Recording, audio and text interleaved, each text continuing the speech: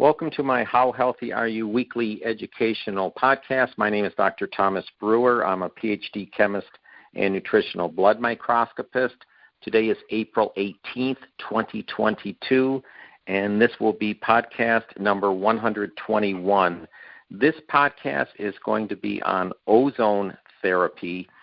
Some of you may have a dentist that utilizes ozone therapy to sterilize your teeth, perhaps before placing a cap on them.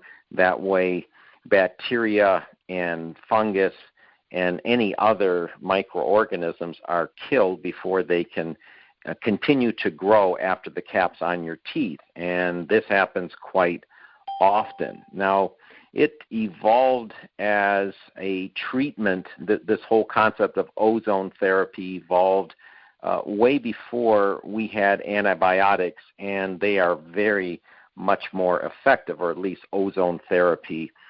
Now, what we think when we hear about ozone is we think about this layer that's way up in the atmosphere and how we can deplete it, and this ozone layer helps protect us from ultraviolet light. And if you breathe ozone on a smoggy day, how that causes health problems. So all of that is true, but ozone therapy is also an anti-aging technology. It just needs to be done correctly. So ozone is 3 oxygen atoms. Normally it's 2 oxygen atoms. So as a chemist, when I think of ozone, I think of 3 oxygen atoms in a triangle, and that is a very unstable molecule, so it's very reactive. And when it starts reacting, it makes a free radical. It makes oxygen plus a free radical. It can also make peroxides. And if used correctly, these are great. So ozone can be very damaging if used incorrectly, but it can also be safely administered intravenously or transdermally right through your skin. You can also drink ozonated water. So if you drink ozonated water or even any of these techniques, it's what's called a hormetic stressor or hormetic stress. So it sends a signal to your body that any weak and dysfunctional cells should die. Now that's autophagy, which I've talked about in the past. So it sends a signal for this autophagy to occur, but the rest of them get stronger. And that's pretty much the mechanism on how ozone works in the body. It destroys harmful bacteria. It destroys, when I say harmful bacteria, not your probiotic bacteria, destroys yeast, viruses, which are very difficult to destroy, but ozone does destroy viruses, and of course, fungus. So just as an example, ozone therapy will kill 99% of bacteria wherever the ozone is within seconds. It's way more, about 100 times more effective at killing bacteria than bleach. Now that is amazing because bleach is normally thought of as the best way to kill bacteria. It's also more effective, at least ozone therapy is more effective than antibiotics, and it's preferable because it kills bacteria without killing probiotic bacteria, so it kills the bad bacteria. Now, the other thing ozone therapy does is it strengthens our immune system, and the way it does this is something is formed called peroxide bodies. I alluded to this earlier, and these peroxide bodies are triggers in our body to naturally produce more antioxidants. So these peroxide bodies tell the body, our body, to make more antioxidants. And the two best antioxidants in the bodies are glutathione and superoxide dismutase. You've probably heard of these, so that's how ozone therapy strengthens the immune system. It helps us make these very, very strong antioxidants. Now, the other thing about ozone therapy, and I've talked about this in the past, and it's very important, is mitochondrial function. So the mitochondria are the powerhouses in the cells, and the cellular chemistry is really where it's at with respect to anti-aging. So it is a very effective way to restore mitochondrial function through ozone therapy. And what you get is mitochondria functioning like you were younger, and it increases your ability to stop any infection. It's also a surprisingly affordable therapy, and there are doctors that do this in pretty much every city.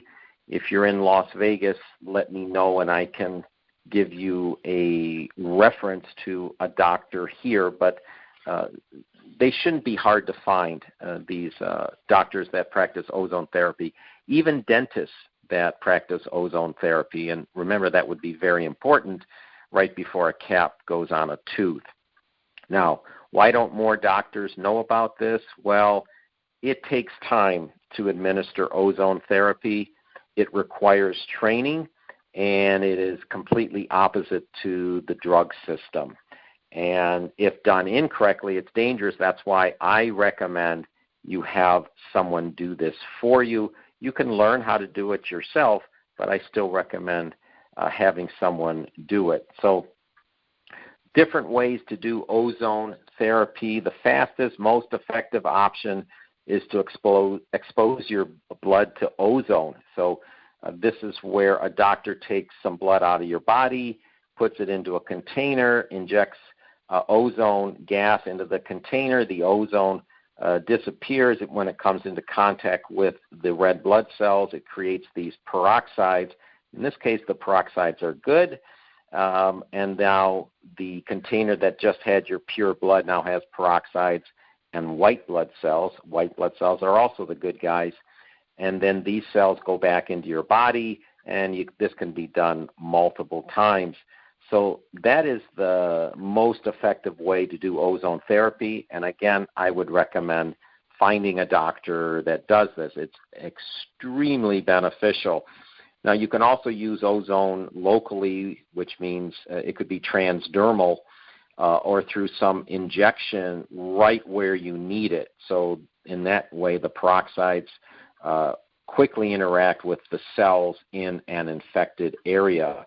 You can also ozonate water and then apply the water to specific areas. Again, that's a localized treatment. But remember, accidentally inhaling ozone gas can cause permanent lung damage and even kill you. That is why, again, I stress work with a professional, someone that knows what they're doing. So excessive oxidation, which you would think that's what ozone therapy does, causes your body to really rust from the inside out. And we don't want excessive oxidation. This is why excess free radicals are bad for us when we have this excess oxidation. But ozone therapy, when done correctly, is just the opposite. So when you add an extra oxidant like ozone to your body, it forces your body to be better at making its own defenses. So again, it's something that is very good to learn about and to practice, or at least to have this done maybe once a year, something like that. Now, ozone is one of the world's most powerful mitochondrial stimulants, so I mentioned that earlier, and that's the link to the anti-aging.